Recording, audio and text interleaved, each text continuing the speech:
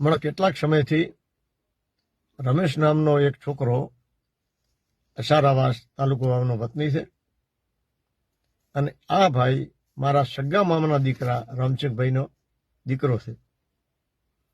એટલે આ છોકરાને મારાથી વધારે બીજું કોણ ઓળખે? અને હું આને રજ જાણતો હું તો મારે લોકો સમક્ષ એની જે હકીકત છે એ મૂકવી પડે. આ છોકરો અસારાવાસ દૂધ મંડળીનો મંત્રી હતો અને સંપૂર્ણ કારોબાર પોતે જાતે કરતો હતો. એટલે હદે કે ચેરમેન અને એના બાપનો એણે પૂરો વિશ્વાસ સંપાદન કર્યો. સૈયદભાઈ ખોટી કરી નાખે ભરીને પૈસા ઉપાડી લે ને ઘરના એમને કરે કે વાંધો નથી એમ. આ ભાઈને લાગ મળતો જે મંડળીમાં જેટલા પૈસા પડ્યા હતા એમાં વધારો આવેલો હતો. લોકો ગ્રાહકોના દૂધના પૈસા હતા, મોટી રકમ એમાંથી ઉપાડી અને બીજું ઘરમાં જે પૈસા પડ્યા હતા એ લીધા. રામશેખભાઈ જાતે મને એમ કીધેલ કે ધનજીભાઈ આ છોકરા 1.25 કરોડ રૂપિયા ઘરમાંથી લઈ ગયો છે અને એ રાતોરાત ભાગી ગયો. ઘરેથી રાતોરાત ભાગ્યો છે. ક્યાં ગયો એ આપણને ખબર નહીં. હવે એ દાળાવાટો કરે અને પછી વરે પાસે રખડતો થઈ ગયો. હવે એનો ખર્ચા બરચા ખૂબ મોટા છે, એની પાસે કોઈ છે નહીં. આવી રીતે લોકોને છેતરવાના એના ધંધા છે. આવું કરે એટલે કોક ને કોક, ધારો કે કોઈ અમારો વિરોધી હોય, કોઈ ગોમનો રામશેખભાઈનો વિરોધી હોય, મારા કુટુંબનો હોય, કે તમારું હતું કે હવે સંઘ દૂધ ડેરી ને સંઘની સામે એણે મોરચો માંડ્યો છે. હવે દૂધ ડેરી સંઘનો શંકરભાઈ સાહેબનો જે વહીવટ છે, ભારત તો જાણે છે, દુનિયા જાણે છે કે આવો મોટો વહીવટ કોઈ હજી કર્યો નથી. હવે ડેરીની સંઘની સામે મોરચો માંડીને એ મોટો થવા નીકળ્યો છે. એને એમ કે તો મોટા માણસની સામે અથવા તો મોટા કોઈ કારોબારની સામે આપણે પડો તો લોકો આપણને હટ ઓળખે એમ. એટલે મારી લોકોને વિનંતી કે આ છોકરો હાવ ફ્રોડ છે. ઘરના કુટુંબના કોઈ કહેવામાં નથી અને એની પાસે હવે કોઈ છે નહીં. એટલે મૂળ ગમે ત્યાંથી એને મૂળ કોઈક મળતું જ હશે. કોક ના કોક એના જેવા માણસો કોક એને સહકારે હાલતા છે, નિયતન નહીં એમ.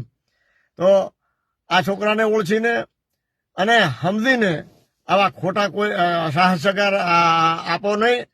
અને મારાથી વધારે હકીકત જાણવી હોય તો સારા ગામમાં જઈને જાણો ને કે આ છોકરા ભૂતકાળમાં શું કર્યું છે અને એનો વર્તમાન કેવું હતું એમ. એટલે મારે બધાને જે આ વિડીયો મળે છે ને એ પોસ્ટો કરતા ને બધાને કહું છું કે તમે મૂર્ખા દેખાવો છો, તમે ખરાબ દેખાશો. કે આવા માણસને તમે મારી પોસ્ટર વખાણો છો, વાહ તારી ધન્યતાને ધન્યવાદ. એટલે શું ગોડી વાતો કરો છો? જે ઘરમાંથી આવા ફ્રોડ કરીને જતો રહે, ઘરમાંથી આખું દેવાળું ફૂકી જાય ઘરનું. ઓલાને રામશેખભાઈને એની મિલકત વેચવી પડી. સત્ય મિલકત વેચીને બિચારે પૈસા ભર્યા, ગ્રાહકોના ભર્યા, ડેરીમાં ભર્યા અને આખું કોમ જોડે છે. બીજાને પણ બધાને ખબર છે. હવે આવા માણસને વહીવટ ફરીથી કેવી રીતે ઉપાય? હવે એને ગમે એમ કરી અને ડેરીમાં ફેર વહીવટ લેવો છે, એને કાઢી મેળ્યો. કારણ કાઢી જ મેળવો પડે ને. હવે 16 માણસ તો થોડો ડેરીમાં ચાલે. એટલે એને કાઢી મેળ્યો. એટલે ગમે એમ કરીને એને પાછું એને ડેરીમાં આપવું છે અને એને કાળો ધોળો કરવો છે. એ હવે અમારા કરવા દેવાનો છે નહીં. એટલે આવા ખોટા કોઈ સહકાર હાલવાનું બંધ કરો. અને સહકાર હાલશો તમે ખરાબ દેખાશો. અમે તો આ છોકરાને અમારા ઘરનો છે ને અમે આવું કહેતા હોય તો તમને આટલું બધું શાનો કોઈને વાલો લાગે એમ. એટલે વિડીયા મેં કહે છે કે હવે 24મી તારીખે તમે બધા અહીંયા આવજો, હું આમ કરી નાખીશ તેમ કરી નાખીશ એમ.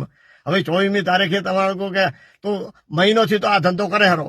પહેલા 2-4 મહિના પહેલા આગળ આ ધંધો કર્યો હતો. એટલે બધાને મારી લાગણીથી વિનંતી છે કે આની વાતમાં કોઈ આયા વગર હાવ ખોટો છોકરો ખોટો છે. અને ગમે એમ કરીને એને શું છે કે કોક પડાવવું છે કોકની પાસેથી. મને ચમ કોઈ મળતું નથી. એટલે અમને તો હાસો હોત તો અમારે મળવા આવવું પડો, પણ તું ખોટા ધંધા મોડ્યા છે અમે તને શાના માટે મળવા આવો એમ. વચ્ચે પણ હું એને મળ્યો તો મારી ઘરે ઓલા ઉપવાસ ઉપર છું. મેં ઘરે એના રોટલા ખવડાવીને એના ઉપવાસ બધા વાત પૂરી કરી અને એ દિવસે કીધું હવે જે કર્યું એ બધું ભૂલ થઈ ગઈ મારી, હવે હું કાંઈ કરીશ નહીં.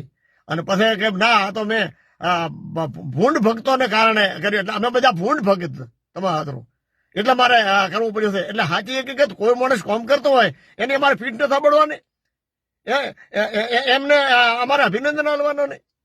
અરે એમને હવે અહીં રમેશના કહેવાથી કશું કોઈ ફેર પડવાનો નથી. હા, ખોટી વાત લઈને બેઠો છે.